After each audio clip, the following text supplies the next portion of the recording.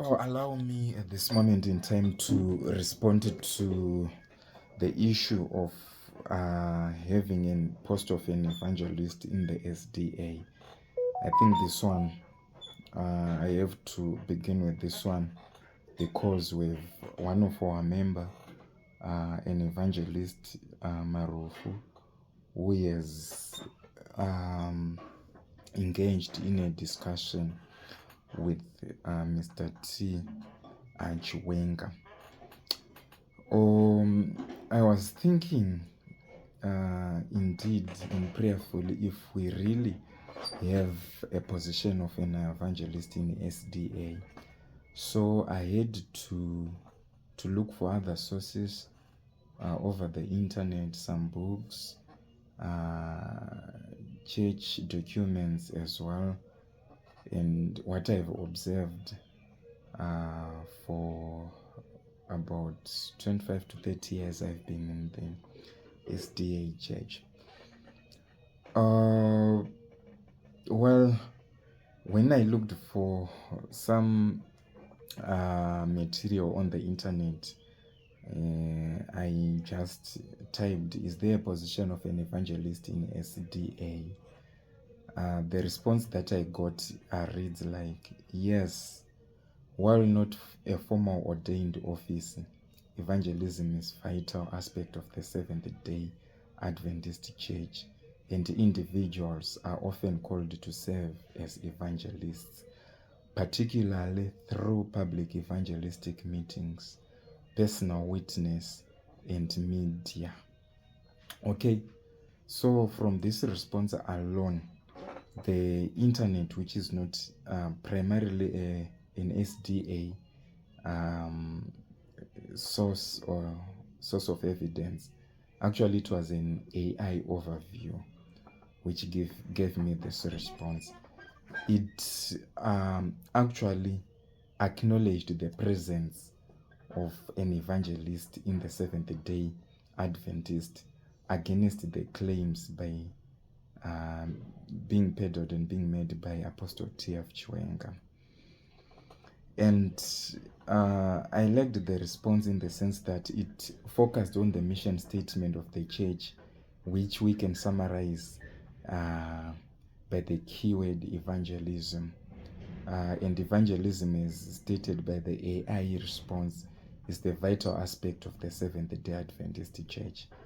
And as Seventh-day Adventist, not only ordained officers are called to fulfill this mission of evangelism, but individuals, they can serve as evangelists either through public evangelistic meetings or through the use of media platforms, be it even personal witnessing, which is the same category in which Evangelist Marufu falls.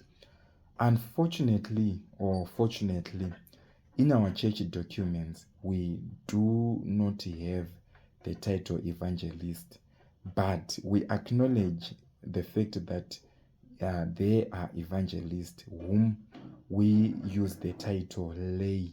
We call them lay preachers, we call them lay members.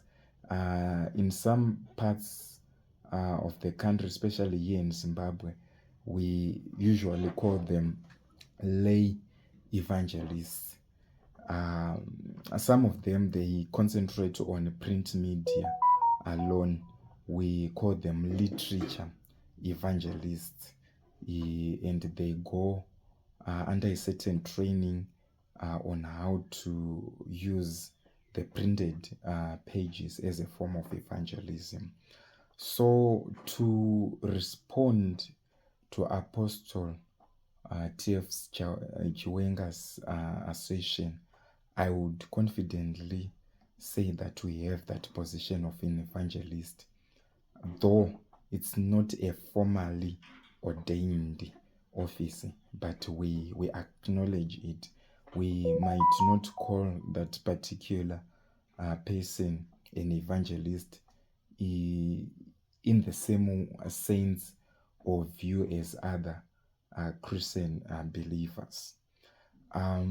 Also, I want us to have an appreciation of the fact that it's not all about the particular name that we call, but if you have taken note, by mere appreciation of the fact that we have literature evangelists, we have lay preachers, we are already acknowledging that we have evangelists in our church, and this is in line with our mission statement, which is mainly focused on sharing the gospel of Jesus Christ. Also, to add on that one, we should be guided by the particular roles of what an evangelist does. Basically, I will summarize it in 5 duties of or roles of an evangelist, again, which you can check from other non-SDA sources as well, which I feel and believe that most Christians agree on.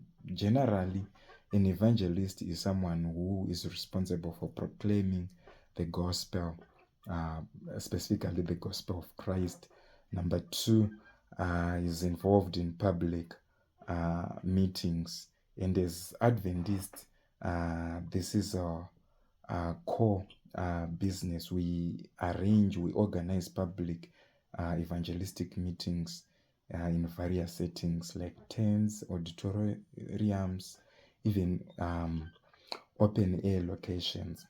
And we make use of these evangelists as well. Then the evangelist is another role, third role is that of equipping for ministry, equipping other believers with the understanding and skills to minister according to their spiritual gifts. Then as well, evangelists, they're involved in personal witness. It's another role. Then finally, this is one of the role that I particularly like most. Evangelists' role is to emphasize on Christ, not on men. So in SDA, you won't see us putting much emphasis on a person. Peradventure, it happens that there's too much emphasis on a person. Let's say I'm putting much emphasis on Mrs. X, Mr. Y, or maybe a common cited scenario of Mrs. Ellen White. We, for the sake of uplifting scriptures and scriptures alone, as SDA, we uphold the Bible. And one of our theme, one of our motto that we believe, actually that's our first fundamental belief. We believe in the Holy Scriptures. So we uphold the scriptures, that is the Bible and the Bible alone. Any point of argument should be from the Bible, and it should end in the Bible and with the Bible as our source of guide. We do not put emphasis on human beings or on certain personalities. Our emphasis is on Christ and Christ alone. Whatever that we preach should make sure that everyone who listens is seen and glorified our God, that is Jesus Christ, God the Creator, the Father, the Son, the Holy Spirit. Then normally we fulfill this role of evangelism, by having pastoral evangelism, where our pastors are engaged in public evangelistic meetings. Again, we fulfill this role through lay ministry, where we have many Adventists who engage in lay ministry through personal evangelism, and community outreach, which I have referred to as evangelists, if you want to call them. Then we also do media and literature, again through literature evangelists. So those are some of the how that role is fulfilled. And I just want us to have an appreciation that there is a clear distinction between bishops or pastors, and evangelists. Let's acknowledge that while pastors or teachers also focus on equipping others for ministry, evangelists have a specific role. That is, they focus mainly on public proclamation and broad dissemination of the gospel through any avenue or means that is available to them. Then, one interesting fact about evangelists is that they have a theology that compels them to evangelize. No wonder why you would notice that they normally do not have boundaries or restrictions or proper formal structure or organization that they have to follow sometimes.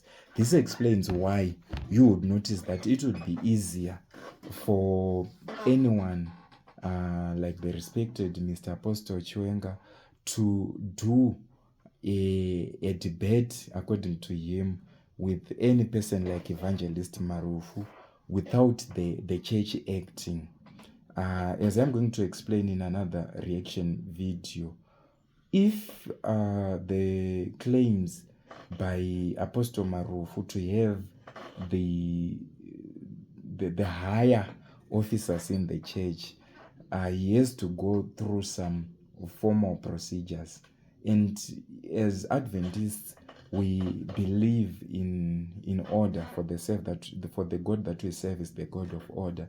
So we would expect a formal engagement, and I'm so sure Evangelist Marufu tried to do the same.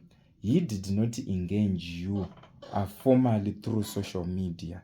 Actually, if you want to be honest and fair enough, you can safely acknowledge that he wrote to you, which is likewise, if you wish to engage the top notch personnel or officers in the SDA, you have to do the same. You simply have to write them. A letter is filed, is properly documented, so that whatever response you will get, it would be the official position from the church. I'm not saying what Evangelist Marufu responded to was not what we believe, but the SDA as an organization cannot fully acknowledge whatever that he said as the official position of the church, though I believe in almost everything that he said. I think I can give that one a 99.9, actually 100% if you may want. I do not doubt any of his response. Maybe he might lack the actual theological terms that we might require from the theological learners, that is the pastors. Otherwise, I think on the issue and the position of an evangelist in the SDA, we actually have those positions. And as a takeaway, you also mentioned about Elder Machanto saying more of his doctrine is on moral issues. In actual essence, prior to Elder Machanto becoming more inclined on giving word of advice and encouragement to the youth, he was and he is still an evangelist. Most people, they are not aware of that one. When he was still a youth, much of his focus was more on evangelism, to an extent that much of the issues which you think he cannot clarify and explain, that is doctrinal issues, he can do that with great easiness and without much challenge. So sometimes I don't think it would be more prudent and wise that we utilize and peddle our differences on social media and making unwarranted allegations and claims. I had garnered some respect for you when you acknowledged the fact that it is sometimes other people who peddle you or us as believers to have these unnecessary arguments. Otherwise, if Bible discussions on any matter are done in an organized way and approach, Christ will be honored and be preached more and will be glorified more than we can think. I think with this on the position of the evangelist, I think I've made my assertions. Thank you so much.